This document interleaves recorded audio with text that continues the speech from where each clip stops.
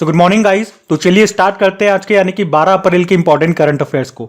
तो इस प्रश्न में आपसे पूछ रहे हैं अभी हाल ही में जारी ग्लोबल यूनिकॉर्न इंडेक्स 2024 में भारत कौन से स्थान पे रहा। तो आंसर होगा तीसरे स्थान पे। यहाँ पे हम बात कर रहे हैं हुरून ग्लोबल यूनिकॉर्न इंडेक्स 2024 की, और इसमें बताया गया कि 2023 में किस देश में सबसे ज्यादा यूनिकॉर्न बने हैं, और उसी के अनुसार ये रैंकिंग दी गई है। तो फर्स्ट नंबर पे अमेरिका है 703 यूनिकॉर्न के साथ, उसके बाद चाइना है, और उसके बाद तीसरे स्थान पे भारत है 67 यूनिकॉर्न के साथ। यूनिकॉर्न मतलब क्या होता है? जब भी किसी स्टार्टअप की वैल्यूएशन उसकी वैल्यू $1 बिलियन या उससे ज्यादा हो जाती है तो उसे यूनिकॉर्न कहा जाता है। और इसी तरह से आपने एक और शब्दावली सुनी है, टर्मिनोलॉजी सुनी होगी, डेकाकॉर्न। डेकाकॉर्न हम उस स्टार्टअप को या उस यूनिकॉर्न को बोलते हैं जब उसकी वैल्यूएशन $10 बिलियन या उससे ज्यादा हो जाती है। और अभी डेकाकॉर्न कौन बना था? IPL बना था, पढ़ा था हमने। अच्छा, अगर मैं आपसे पूछूं अभी 2024 का पहला यूनिकॉर्न कौन सा बना, तो आंसर करना कृत्रिम बना था, और ये ही भारत का पहला AI यूनिकॉर्न भी है। अच्छा, अगर मैं आपसे पूछूं, चलो ये आपके लिए होमवर्क प्रश्न है, नेशनल स्टार्टअप डे हम कब मनाते हैं? इसका उत्तर आप ही लोग दोगे, और मैं अभी आपको क्या कराऊंगा, 2024 में जितने भी इंपॉर्टेंट रैंकिंग एंड इंडेक्सेस सूचकांक हमने पढ़े वो सारे मैं आपको यहाँ पे रिवाइज कराऊंगा। तो इस साल का सबसे पहला इंडेक्स हमने पढ़ा था करप्शन परसेप्शन इंडेक्स 2023। इसमें भारत 93 नंबर पे था, टॉप पे डेनमार्क था, और इसको जारी किया था ट्रांसपेरेंसी इंटरनेशनल ने। स्वच्छ सर्वेक्षण सूचकांक 2023 आया था। इससे भी जितने भी पॉइंट्स बनते हैं वो मैं आपको कराता हूं, ध्यान से सुनना।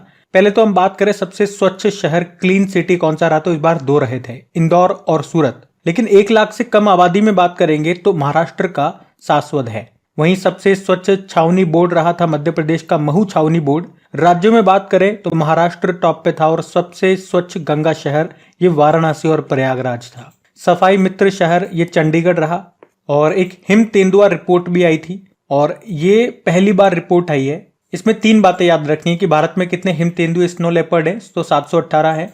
सबसे ज्यादा मैक्सिमम लद्दाख में है 477, और सबसे कम जम्मू कश्मीर में है 9। एक टॉम ट्रैफिक इंडेक्स आया था, इसमें बताया कि सबसे ज्यादा ट्रैफिक जाम वाला शहर कौन सा है, तो इसमें टॉप पे लंदन रहा। भारत से बंगलुरु इसमें 6ठे स्थान पे था। एक लोकतंत्र सूचकांक डेमोक्रेसी इंडेक्स आया था, इसको जारी किया था इकोनॉमिस्ट इंटेलिजेंस यूनिट ने। इसमें भारत 41 नंबर पे था, टॉप पे नॉर्वे था। एक वैश्विक बौद्धिक संपदा सूचकांक आया था, यानी कि इंटेलेक्चुअल प्रॉपर्टी इंडेक्स, और इसमें भारत 42 नंबर पे रहा, टॉप पे अमेरिका है। इसको US चैम्बर ऑफ कॉमर्स ने ही जारी किया था। और एक लैंगिक असमानता सूचकांक 2022 आया अभी, इसमें भारत 108वें स्थान पे था, टॉप पे डेनमार्क था। मानव विकास सूचकांक 2022 भी आया, इसमें भारत 134 नंबर पे रहा, टॉप पे स्विट्जरलैंड है, और इन दोनों को जारी किया था यूनाइटेड नेशन डेवलपमेंट प्रोग्राम ने। अभी IQ एयर ने वर्ल्ड एयर क्वालिटी इंडेक्स 2023 जारी किया था। तो इसमें देशों के मामले में बात करेंगे कंट्रीज में, तो पहले स्थान पे बांग्लादेश रहा। वहीं सबसे प्रदूषित राजधानी दिल्ली को बताया गया, और सबसे प्रदूषित महानगर बताया गया बिहार के बेगूसराय को। अभी वर्ल्ड हैप्पीनेस रिपोर्ट भी आई थी, इसमें भारत 126 नंबर पे रहा, टॉप पे फिनलैंड है, इसको जारी किया यूनाइटेड नेशन ने। अभी ग्लोबल फायर पावर इंडेक्स आया था, भारत इसमें 4थे स्थान पे रहा। पहले पे अमेरिका, दूसरे पे रशिया, तीसरे पे चाइना। मतलब भारत की जो आर्मी है दुनिया की 4थी सबसे शक्तिशाली पावरफुल आर्मी बताई गई थी इसके अनुसार। और अभी फोर्ब्स ने जो गोल्ड रिजर्व की रैंकिंग जारी की थी उसमें भारत 9वें स्थान पे था, टॉप पे अमेरिका था। और अभी जो बिजनेस एनवायरमेंट रैंकिंग 2024 जारी की थी इकोनॉमिस्ट इंटेलिजेंस यूनिट ने ही, इसमें भारत 51 नंबर पे था, और इसमें टॉप पे सिंगापुर था।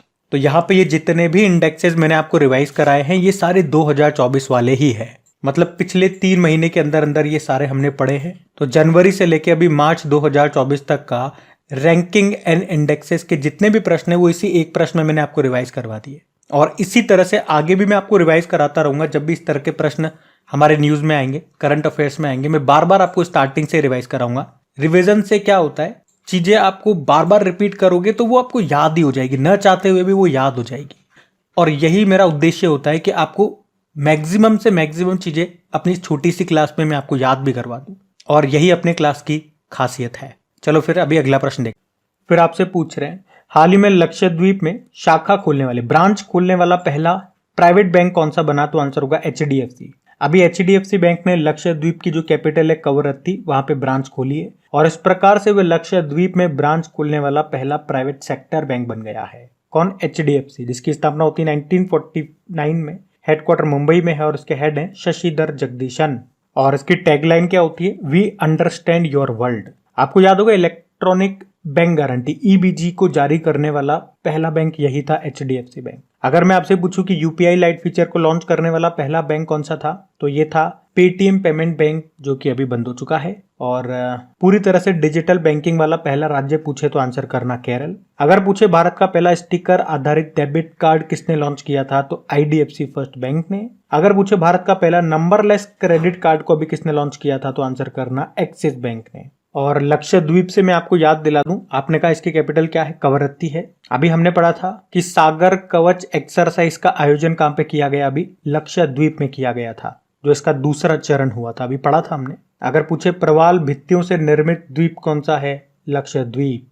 और अभी भारतीय नौसेना ने लक्षद्वीप के मिनिकॉय द्वीप पर INS जटायु को भी कमीशन किया था। ये लक्षद्वीप का सबसे बड़ा आइलैंड है मिनिकॉय।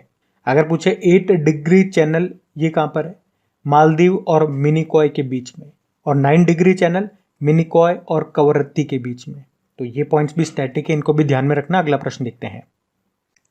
फिर आपसे पूछ रहे हैं अभी हाल ही में उत्तर प्रदेश का पहला ग्लास स्काई वॉक ब्रिज ये कहां पे बनाया गया, तो आंसर होगा चित्रकूट में। तो अभी उत्तर प्रदेश के चित्रकूट जिले के तुलसी जलप्रपात यानी कि तुलसी वाटरफॉल में प्रदेश का पहला ग्लास स्काई वॉक ब्रिज बनाया गया है। इस ब्रिज का निर्माण ये किसने करवाया? वन और पर्यटक विभाग ने इसका निर्माण करवाया और इसे गाजीपुर की पवन सुत कंस्ट्रक्शन कंपनी ने बनाया है। ये ब्रिज धनुष और बाण के आकार में बना हुआ है, जैसा कि आप फोटो में देख सकते हो। बाण की जो लंबाई है वो 25 मीटर है और धनुष की जो चौड़ाई है वो 35 मीटर है।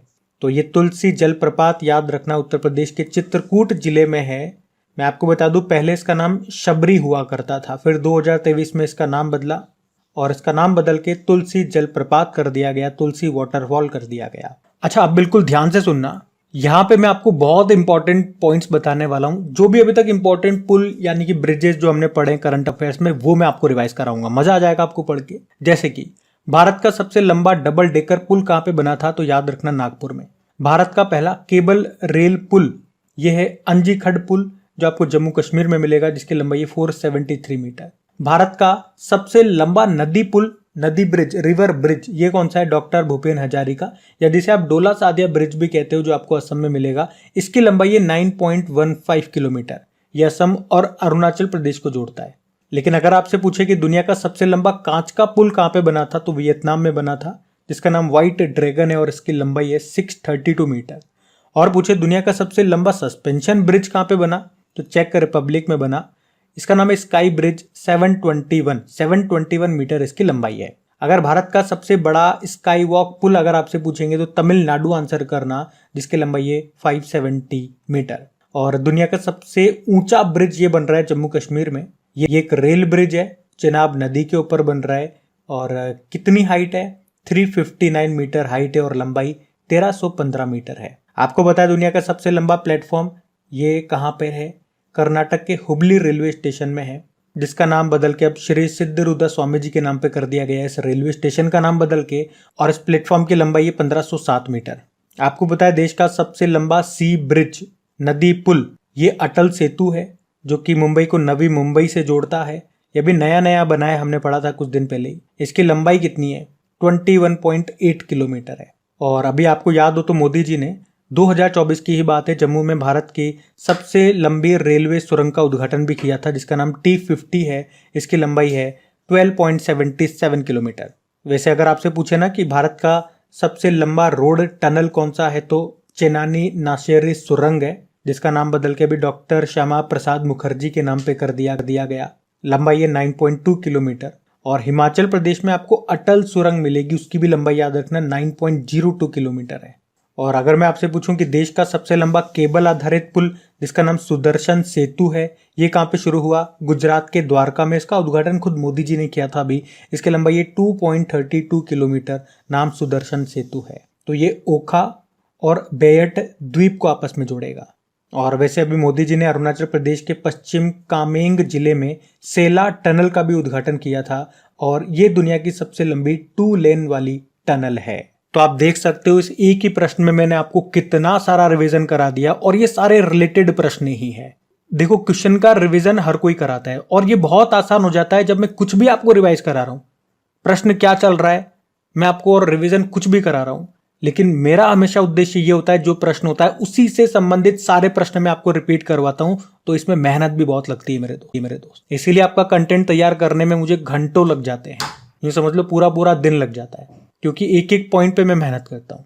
लेकिन दुख तब होता है जब मुझे आप लोगों का सपोर्ट नहीं मिलता। इसीलिए मैं दिल से कहता हूं, अगर दिल से लगता है ना कि आप लोगों के कंटेंट पे मेहनत की जा रही है, मैं समय दे रहा हूं, तो आज आप इस वीडियो को शेयर जरूर करेंगे। अपने हर स्टडी ग्रुप में अपने हर दोस्त के साथ शेयर करना है। चलो अभी अगला प्रश्न देखते हैं।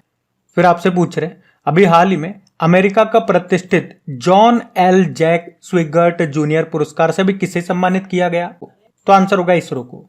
तो पुरस्कार का नाम है जॉन एल जैक स्विगर्ट जूनियर पुरस्कार। तो ये जो पुरस्कार है ये अमेरिका की एक स्पेस फाउंडेशन है उसके द्वारा दिया जाता है। क्यों दिया जाता है? तो अंतरिक्ष में एक्सप्लोर करने के लिए, रिसर्च करने के लिए, खोज करने के लिए दिया जाता है। और ये जो है ना जिनके नाम पे ये पुरस्कार है, जॉन एल जैक स्विगर्ट जूनियर, वे एस्ट्रोनॉट थे जो अपोलो 13 मिशन का हिस्सा थे और उन्हीं के सम्मान में ये अवार्ड का नाम उनके नाम पे रखा गया है। और मैं आपको ये भी बता दूं कि 2023 में ये पुरस्कार जेम्स वेब स्पेस टेलीस्कोप के बारे में आपने सुना होगा, उसकी टीम को ये पुरस्कार मिला था। और इस बार 2024 के लिए इसरो की चंद्रयान 3 मिशन की टीम को ये पुरस्कार दिया गया है। तो क्वेश्चन आपको सारा समझ में आ गया होगा, किसने पुरस्कार दिया, पुरस्कार का नाम किनके नाम पे है, क्यों दिया गया, किसे दिया गया, पिछले साल किसे दिया गया था, सब मैंने आपको बता दिया। अब पहले हम चंद्रयान 3 की बात करते हैं, उसके बाद इसरो की बात करते हैं। तो चंद्रयान 3 कब हमने लॉन्च किया था इसे? 14 जुलाई 2023 को। ये कब पहुंचा वहां पे, या सफल लैंडिंग कब की थी इसने? तो 23 अगस्त 2023 को चंद्रमा पे लैंडिंग किया था। और कहां पे? वहां पे भी साउथ पोल पे। इसीलिए तो 23 अगस्त को हम नेशनल स्पेस डे के रूप में मना रहे हैं, राष्ट्रीय अंतरिक्ष दिवस। अब चांद पे पहुंच गए हम, तो आप कहोगे चांद पे पहुंचने वाला भारत कौन सा देश बना? तो ये चौथा देश बना। लेकिन साउथ पोल पे पहुंचने वाला भारत पहला देश बना है, ये भी ध्यान में रखना। हमने किस रॉकेट से इसको लॉन्च किया था? LV-M3M4, जिसे हम बाहुबली या फैट बॉय भी कहते हैं। हमने इसको सतीश धवन अंतरिक्ष केंद्र से लॉन्च किया था। इसके साथ एक लैंडर गया था जिसका नाम विक्रम है और रोवर गया था उसका नाम प्रज्ञान है। और जिस पॉइंट पे ये उतरा था उसको हमने शिव शक्ति नाम दिया, ये भी याद रखना। प्रोजेक्ट डायरेक्टर का नाम P वीर मुथवेल है, ये याद रखना, प्रश्न पूछा जा चुका है एग्जाम में।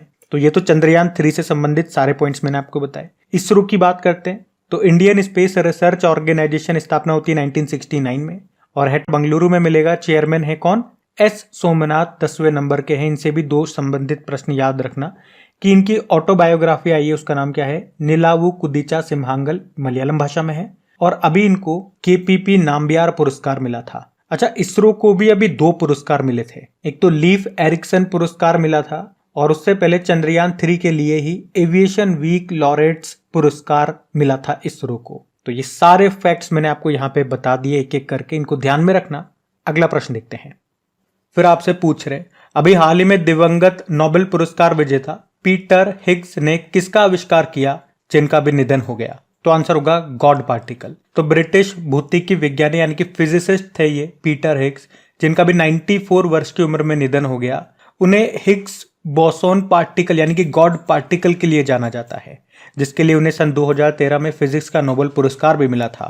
तो इस गॉड पार्टिकल से यह पता लगाने की कोशिश की गई कि ब्रह्मांड की उत्पत्ति कैसे हुई थी और इस गॉड पार्टिकल की खोज में भारत का भी योगदान रहा था।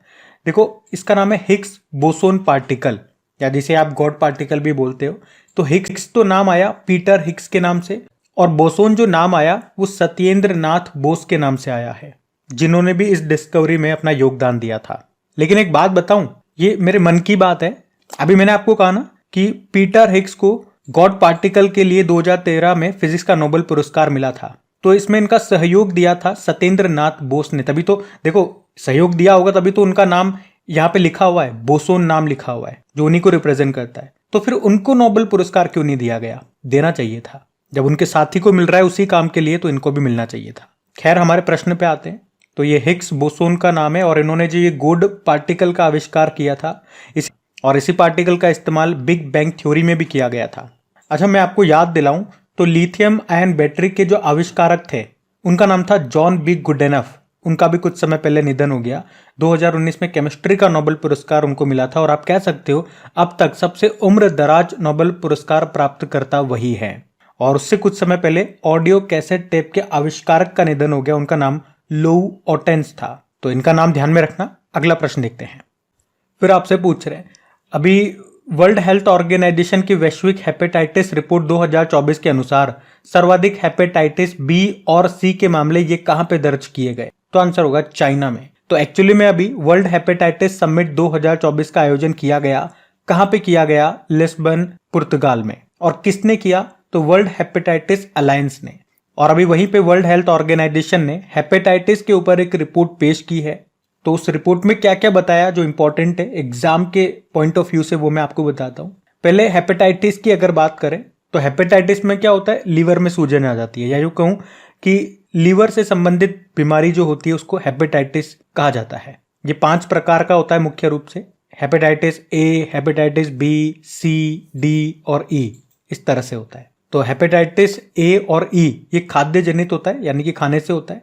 और हेपेटाइटिस बी, सी और ई ये रक्त जनित होता है, यानी कि ब्लड से होता है। और इसमें जो सबसे गंभीर, जो सबसे डेंजरस होता है वो बी और सी वाला होता है। तो इस रिपोर्ट में यही बताया गया, इस पे पॉइंट आउट किया गया कि हेपेटाइटिस बी और सी इसके सर्वाधिक मामले ये कहां पे दर्ज हुए हैं? चाइना में। सबसे ज्यादा तो चाइना में है, लेकिन उसके बाद भारत का नंबर आता है। भारत दूसरे स्थान पे है इस मामले में और तीसरे स्थान पे इंडोनेशिया है। इस रिपोर्ट में यह भी बताया गया कि हेपेटाइटिस बी और सी से 2022 में 1.3 मिलियन लोगों की मृत्यु हो गई, यानी कि 13 लाख लोगों की मृत्यु होती है, जिसमें 83% मौतें हेपेटाइटिस बी से होती है और 17% मौतें हेपेटाइटिस सी से होती है। ये इस रिपोर्ट में बताया गया। तो ये आप ध्यान में रखना। अच्छा, हेपेटाइटिस से संबंधित एक प्रश्न मैं पूछूं आपसे। ये नाम आपने सुना होगा, हेविश्योर। क्या है ये? तो आपको याद हो तो हैदराबाद की एक बायोफार्मा कंपनी है जिसका नाम है इंडियन इम्यूनोलॉजिकल लिमिटेड। इसने ही भारत का पहला स्वदेशी हेपेटाइटिस ए वैक्सीन बनाया था और उसी का नाम है हेविश्योर। हमने कहा हेपेटाइटिस का मतलब लीवर से है, लीवर में सूजन आ जाती है मुख्य रूप से इसमें, या लीवर से संबंधित बीमारी में ऐसा भी कह सकता हूं, मतलब संबंधित है लीवर से। तो अगर आपसे पूछूं कि मानव शरीर का सबसे बड़ी ग्रंथि कौन सी होती है, तो आंसर करना लीवर। और मानव शरीर की रासायनिक प्रयोगशाला, केमिकल लेबोरेटरी भी लीवर को ही कहा जाता है। जैसे कि किसी व्यक्ति ने अगर जहर खा लिया तो वो जहर आपको मिलेगा लीवर में ही। और जब पोस्टमार्टम करते हैं ना, वो एक सीरियल आता है CID देवा देवा करके, तो जब पोस्टमार्टम वगैरह करते हैं तो वो उस व्यक्ति ने जहर खाया या नहीं खाया वो उसका लीवर चेक करके ही बताते हैं। खाया होगा तो वहां पे मिल जाएगा, नहीं खाया होगा तो। और बाइल जूस का निर्माण, पित्त रस का निर्माण भी लीवर में ही होता है।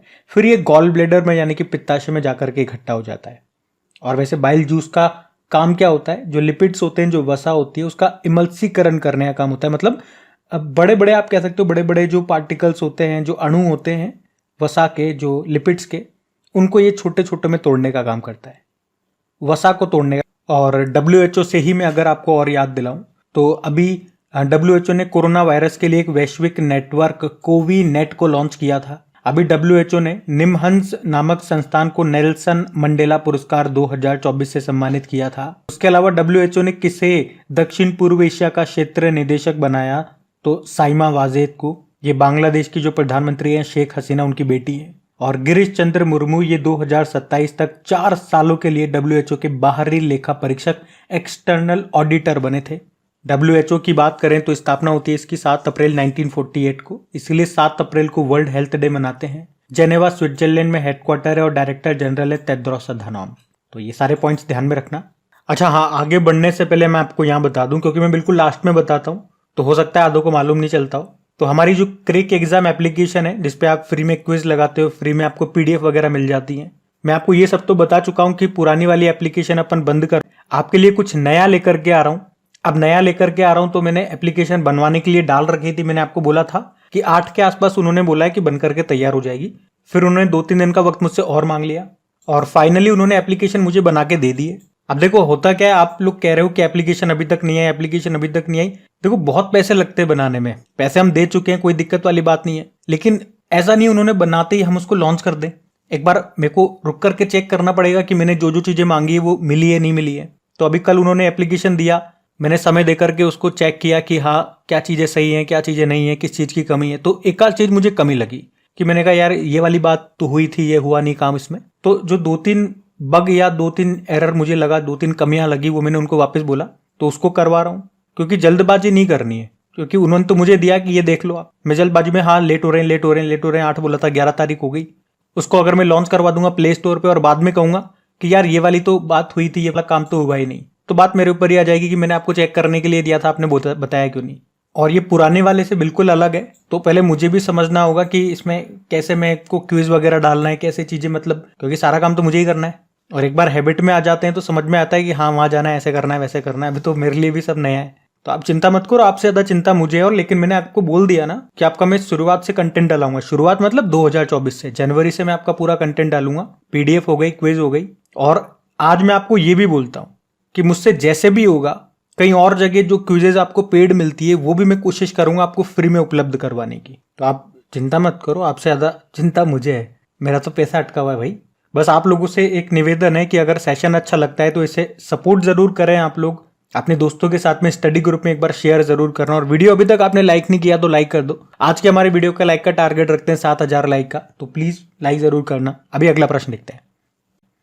फिर आपसे पूछ रहे अभी हाल ही में खुबानी खिलना महोत्सव 2024 कहाँ पे मनाया गया, तो आंसर होगा लद्दाख में। तो लद्दाख के लेह और कारगिल में ये खुबानी खिलना महोत्सव मनाया जाता है, एप्रिकॉट ब्लॉसम फेस्टिवल। खुबानी ये एक प्रकार का फूल है और ये जिस समय खिलते हैं उस समय ये त्योहार मनाया जाता है, खुबानी खिलना महोत्सव। आप तो ध्यान रखना, लद्दाख में मनाया जाता है, लद्दाख में भी, लेह और कारगिल में। अच्छा, इसी तरह से लद्दाख के कुछ महोत्सव हैं वो आप ध्यान में रखें, जैसे कि हेमिस महोत्सव लद्दाख में, लोसर फेस्टिवल लद्दाख में, स्पितुक गश्तर फेस्टिवल लद्दाख में, जांस्कर फेस्टिवल लद्दाख में। और फूलों से संबंधित कुछ त्योहार होते हैं, जैसे कि एक चेरी ब्लॉसम फेस्टिवल, याद रखना ये मनाया जाता है मेघालय के शिलोंग में। फूल देई त्योहार ये उत्तराखंड का हो गया। ट्यूलिप फेस्टिवल ये हो गया जम्मू कश्मीर का। और एक बथुकम्मा त्योहार भी याद रखना, जिसे फूलों का त्योहार भी कहा जाता है, ये तेलंगाना में मनाया जाता है। तो इस तरह से मैंने लद्दाख के सारे इंपॉर्टेंट फेस्टिवल भी आपको यहाँ रिवाइज करा दिए, इनको ध्यान में रखना। अगला प्रश्न देखते हैं। फिर आपसे पूछ रहे हैं अभी हाल ही में जर्मन लोकतंत्र पुरस्कार के लिए किसे चुना गया, तो आंसर होगा अलेक्सी नवल्नी और यूलिया नवलनाया को। अच्छा, अलेक्सी नवल्नी का नाम आपने जरूर सुना होगा, एक आध बार तो मैंने ही आपको करंट अफेयर्स में पढ़ाया इनका नाम। वे रशिया में विपक्षी दल के नेता थे और व्लादिमीर पुतिन के खिलाफ खुले में अपनी बात रखते थे, मतलब पुतिन शासन के भ्रष्टाचार के खिलाफ खूब चर्चा में रहते थे। और मैंने आपको इनके बारे में कब पढ़ाया था, तो आपको याद होगा 2021 में जब यूरोपियन यूनियन का शीर्ष मानवाधिकार पुरस्कार यानी कि सखारोव पुरस्कार इनको मिला था, तब मैंने आपको इनके बारे में बताया था। याद आया? अगर आप पुराने स्टूडेंट्स हैं हमारे तो याद आएगा। पर आपको ये बात तो बताइए कि सच बोलने वालों के साथ क्या होता है, जो सरकार का असली चेहरा दिखाते हैं उनके साथ क्या होता है। सरकार उनको चुप करा देती है, चाहे फिर वो कहीं की भी सरकार हो। तो इनके साथ भी ऐसा ही हुआ था, उन्हें कैद में डाल दिया गया और अभी कुछ समय पहले उनकी डेथ हो गई जेल में ही। और अब उनको मरणोपरांत, और उनकी पत्नी है ये यूलिया नवलनाया, इनको जर्मन लोकतंत्र पुरस्कार मिलेगा। इसे मीडिया का स्वतंत्र पुरस्कार कहा जाता है, तो ये आप ध्यान में रखना। अच्छा, अवार्ड वाला प्रश्न है, कुछ इंपॉर्टेंट अवार्ड्स मैं आपको रिवाइज कराता हूं। अभी यतिन भास्कर दुग्गल का नाम आपने सुना था, राष्ट्रीय युवा सांसद महोत्सव 2024 में प्रथम पुरस्कार मिला था। जोया अख्तर व अस्मा खान लंदन में इंडिया यूके अचीवर्स अवार्ड मिला था। खसरा और रुबेला चैंपियन पुरस्कार अभी भारत को मिला था। क्रिस्टिना प्रित्स्कोवा की बात करें, चेक रिपब्लिक की है, मिस वर्ल्ड 2024 इनको चुना गया। रिकेन यामामोटो 2024 का प्रित्जकर आर्किटेक्चर पुरस्कार मिला। वहीं अमिताभ घोष की बात करें, एरास्मस पुरस्कार 2024 मिला। श्रीनिवास स्वामी की बात करें, 2024 का IAA गोल्डन कंपास पुरस्कार मिला। द्रौपदी मुर्मू हमारी राष्ट्रपति है, मॉरिशस में डॉक्टरेट की उपाधि प्राप्त हुई। और ग्रीष्मा ठाकुर और ऋतिका चोपड़ा की बात करें तो चमेली देवी जैन पुरस्कार 2024 मिला इनको। रतन टाटा जी अभी PV नरसिम्हा राव मेमोरियल पुरस्कार इनको मिला था। और सविता कंसवाल भी जानते होंगे, पर्वतारोही है, उत्तराखंड से थी। मरणोपरांत अभी तेंजिंग नॉर्गे पुरस्कार 2022 इनको मिला था। ये जो मैंने आपको पुरस्कार अवार्ड यहाँ पे रिवाइज कराई, ये सारे 2024 वाले ही हैं, तो ध्यान में रखना। अगला प्रश्न देखते हैं। फिर आपसे पूछ रहे हैं अभी हाल ही में किसे ऑन द स्पॉट यूनिट प्रशस्ति पत्र से सम्मानित किया गया, तो आंसर होगा आईएनएस शारदा को। तो अभी भारतीय नौसेना के जहाज है ये आईएनएस शारदा, और इसको समुद्री डकैती रोधी अभियानों में सफल संचालन के लिए एडमिरल जो हमारे हैं मतलब नौसेना प्रमुख है आर हरि कुमार, उन्होंने ऑन द स्पॉट यूनिट प्रशस्ति पत्र से इसको सम्मानित किया। अभी आईएनएस शारदा ने सोमालिया के पूर्वी तट पर समुद्री डाकुओं के द्वारा बंधक बनाए गए एक ईरानी मछली पकड़ने वाले जहाज जिसका नाम था ओमारी, उसके सभी 19 चालक दल के सदस्यों को सुरक्षित रिहाई में महत्वपूर्ण भूमिका निभाई थी। ये प्रश्न हमने पढ़ा भी था। तो इसी तरह के काम इसने किए थे और इसी के लिए इसको ये ऑन द स्पॉट यूनिट प्रशस्ति पत्र सम्मान मिला है। आईएनएस शारदा का नाम याद रखना। आईएनएस अर्नला आप जानते हो भारत का पहला एंटी सबमरीन जहाज है ये। आईएनएस विक्रांत भारत का पहला स्वदेशी विमान वाहक पोत है। और आईएनएस तारमुगली के बारे में आपने पढ़ा था हमने, ये वो जहाज है जो हमने पहले मालदीव को गिफ्ट में दिया था और फिर बाद में उसने इस्तेमाल करके बढ़िया से और वापस हमको हमारा ही गिफ्ट लौटा दिया। आईएनएस तारमुगली के बारे में हमने पढ़ा था, तो ध्यान रखना। ये अगला प्रश्न देखते हैं। फिर आपसे पूछ रहे अभी हाल ही में आईपीएल के इतिहास में सर्वाधिक शतक लगाने की उपलब्धि हासिल किसने की है, तो आंसर होगा विराट कोहली ने। तो आईपीएल इतिहास में सर्वाधिक रन बनाने वाले तो विराट कोहली हैं ही सही, और अभी सर्वाधिक शतक लगाने वाले भी कौन बन गए, तो आंसर होगा विराट कोहली। अभी उन्होंने आईपीएल में अपना 8वां शतक भी पूरा कर लिया। यह 8वां शतक कहाँ पे लगाया उन्होंने, जयपुर के सवाई मानसिंह स्टेडियम में लगाया। और वैसे रनों में बात करें तो वो 12,000 से ज्यादा रन बना चुके हैं। और आईपीएल में अगर शतक के मामले में बात करें तो पहले पे तो विराट कोहली और दूसरे स्थान पे क्रिस गेल है, उनके नाम 6 शतक हैं। आपको याद होगा अभी आईपीएल में सर्वोच्च स्कोर किस टीम ने बनाया, सनराइजर हैदराबाद ने। और आईपीएल इतिहास के सबसे महंगे प्लेयर कौन बने, Mitchell Starc, Kolkata Knight Rider ने खरीदा इनको 24.75 करोड़ रुपीस में। वैसे विराट कोहली से आपको याद दिला दूं कि वनडे में सर्वाधिक शतक लगाने वाले भी विराट कोहली ही हैं। 50 शतक पूरे कर चुके हैं ये। और अभी महेंद्र सिंह धोनी से याद आएगा, T20 क्रिकेट में 300 कैच लेने वाले पहले विकेट कीपर बने थे ये। और अभी जो वुमेन्स प्रीमियर लीग का आयोजन हुआ था, अभी 2024 में हुआ था इसका दूसरा संस्करण, उसको आरसीबी ने जीता था जिसकी कप्तान स्मृति मंदाना है। और पुरुषों का जो ये आईपीएल है, अगर बात करें इसकी स्टार्टिंग कब होती है, पहला वाला 2008 में हुआ था जिसको राजस्थान रॉयल ने जीता था। वो उसका पहला और आखिरी खिताब था, उसके बाद वो नजर नहीं आया।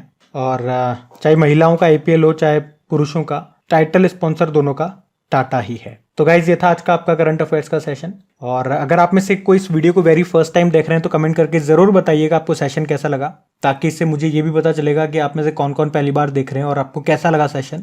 बाकी चैनल को सब्सक्राइब करके ऑल नोटिफिकेशन को जरूर सेलेक्ट कीजिएगा बेल आइकन दबाने के बाद, ताकि आपको नोटिफिकेशन मिल सके। आप बेल आइकन दबा दें लेकिन ऑल नोटिफिकेशन को सेट नहीं करते, इस कारण भी नोटिफिकेशन नहीं मिलते हैं। चलो अभी कल के करंट अफेयर्स का भी मैं आपको रिवीजन करा दूं, फिर हम सेशन एंड करते हैं। तो पहला प्रश्न पूछा था कि अप्रैल 2024 में पहली बार राष्ट्रीय महिला हॉकी लीग का आयोजन कहां पे किया जाएगा, तो रांची झारखंड में। फिर आपसे पूछा वो ब्रिटिश व्यक्ति कौन है जिन्होंने अभी अफ्रीका महाद्वीप की लंबाई तक दौड़ने वाले वो पहले व्यक्ति बन गए, तो रस कुक इनका नाम है। फिर आपसे पूछा भारत के द्वारा अधिग्रहित किया जाने वाला दूसरा अंतरराष्ट्रीय बंदरगाह कौन सा बन गया, सितवे बंदरगाह, ये म्यांमार में मिलेगा। फिर पूछा विश्व होम्योपैथी दिवस मनाया कब, 10 अप्रैल को। फिर पूछा आयरलैंड के सबसे युवा प्रधानमंत्री बन गए, साइमन हैरिस नाम है। फिर पूछा मोंटे कार्लो मास्टर्स के मुख्य ड्रॉ मैच जीतने वाले पहले भारतीय कौन बने, सुमित नागल। फिर पूछा अभी जिग नाम से एक स्वर्ण समर्थित मुद्रा ये किस देश में शुरू की गई, तो आंसर होगा जिम्बाब्वे। फिर पूछा भारत को किस देश में निर्मित 24 Igla S man portable air defence system की पहली खेप मिल गई, तो आंसर होगा रशिया से। फिर पूछा बैडमिंटन एशिया चैंपियनशिप 2024 का आयोजन ये कहां पे किया जा रहा है, तो आंसर होगा चाइना में। और आखिरी प्रश्न पूछा कि गुड़ी पड़वा का पर्व किस राज्य में मनाया गया, तो आंसर होगा महाराष्ट्र। अभी कल का होमवर्क प्रश्न देखते हैं और सेशन एंड करते हैं। तो कल की वीडियो में आपसे पूछा था अभी किसने कला और साहित्य में यूनाइटेड अरब अमीरात का ग्रेट अरब माइंड्स अवार्ड जीता, तो आंसर होगा वासिरी लॉरेट्स। आप सभी ने प्रश्न का बिल्कुल सही उत्तर दिया। अब ये आज का आपका होमवर्क प्रश्न।